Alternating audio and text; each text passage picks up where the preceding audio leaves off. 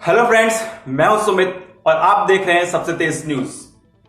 आज पूरा विश्व उस दौर से गुजर रहा है जिसकी 2019 31 दिसंबर की रात को 2019 को गुड बाय करके नए साल के लिए नए रिजोल्यूशन लेते वक्त 2020 का स्वागत करते वक्त यह किसी ने कल्पना भी नहीं की होगी कि 2020 में हमें इस दौर से गुजरना पड़ेगा, कि 2020 में हमें कोरोना जैसी इस भयानक महामारी का इस तरीके से सामना करना पड़ेगा।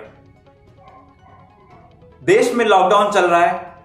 लॉकडाउन का चौथा चरण कल से लागू हो चुका है, नए नियम नई गाइडलाइंस के साथ। क्या खुलेगा और क्या रहेगा बंद, इसके बारे में मैं आपको वीडियो में आगे बताऊंगा।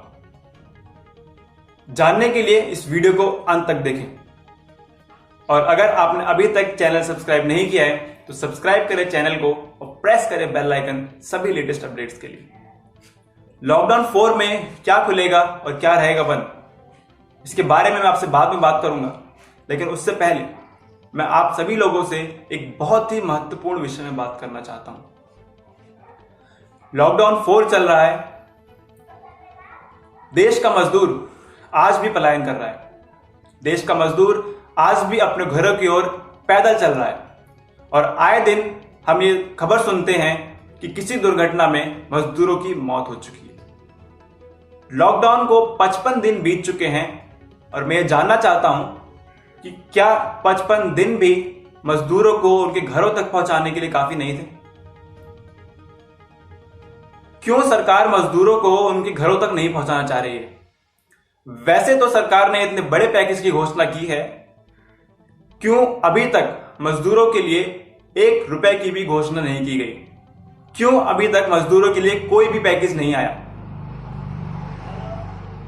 सरकार इस बात का क्रेडिट लेने से ही नहीं थक रही है कि उन्होंने लॉकडाउन सही समय पर लगाया, कि उन्होंने स्थिति को नियंत्रण में रखे हुए हैं।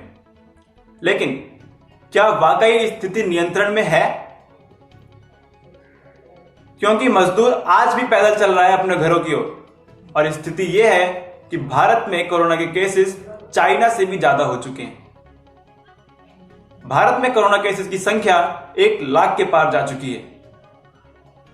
सरकार का दावा है कि उन्होंने लॉकडाउन सही समय पर लगाया, लेकिन क्या वाकई लॉकडाउन सही समय पर लगा? और जब भी लगा, क्या जिस तरीके से जिन तैयारियों के साथ लगना चाहिए था उस तरीके से लगा? क्योंकि यह बात हम सभी जानते हैं कि नवंबर 2019 में चाइना में कोरोना का पहला केस आया था और दिसंबर जनवरी तक चाइना में कोरोना की दहशत फैल चुकी थी। 30 जनवरी 2020 को भारत में पहला केस आया और जिस वक्त आपको देश के लोगों को जागरूक करना था, देश के लोगों को यह समझाना था कि किस तरीके से कोरोना से सतर्क रहना है, उस वक्त आप देश में नमस्ते ट्रम्प कर रहे थे।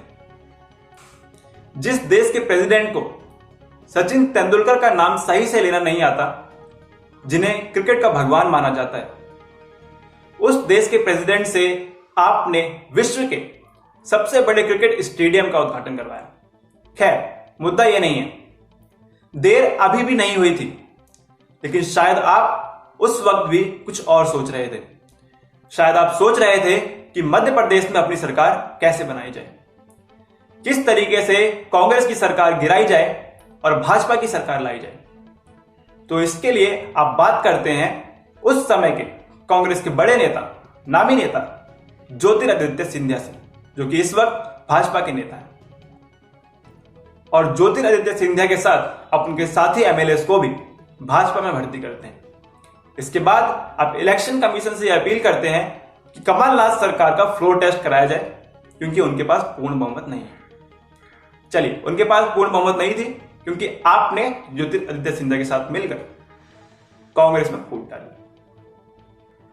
20 मार्च को कमलनाथ अपने सीएम पद से इस्तीफा देते हैं और 23 मार्च को शिवराज चौहान अपने सीएम पद की शपथ लेते हैं।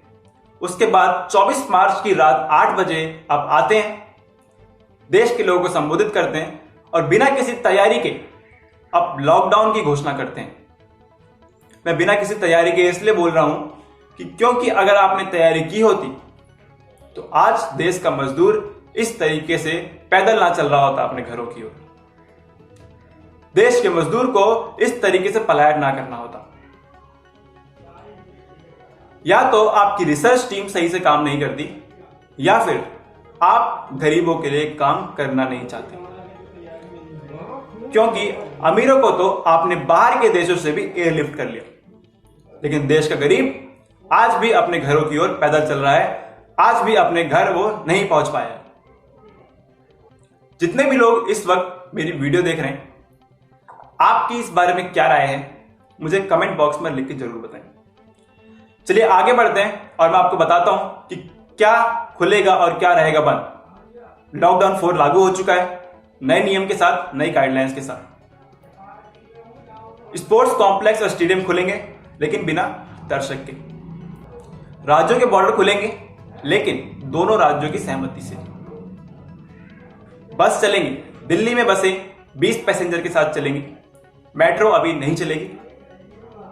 सैलून अभी भी बंद रहेंगे, स्पा बंद रहेंगे, स्विमिंग पूल, जिम बंद रहेंगे। कैब चलेंगी, लेकिन सिर्फ एक सवारी के साथ। ऑटो रिक्शा में भी एक सवारी होगी। केंद्र सरकार ने दुकानें खोलने की भी अनुमति दी है, लेकिन उन्होंने ये राज्यों पे छोड़ा है। दिल्ली में दुकानें ऑड इवन में खुलेंगी। शादी का कार्यक्रम किया जा सकता है, लेकिन सिर्फ 50 लोगों के साथ। मातम में 20 लोग आ सकते हैं। तो चलिए, इस वीडियो के लिए सिर्फ इतना ही। मिलते हैं अगली वीडियो में। अगर वीडियो अच्छी लगी हो तो लाइक करें, शेयर करें। खुश रहें, स्वस्थ रहें।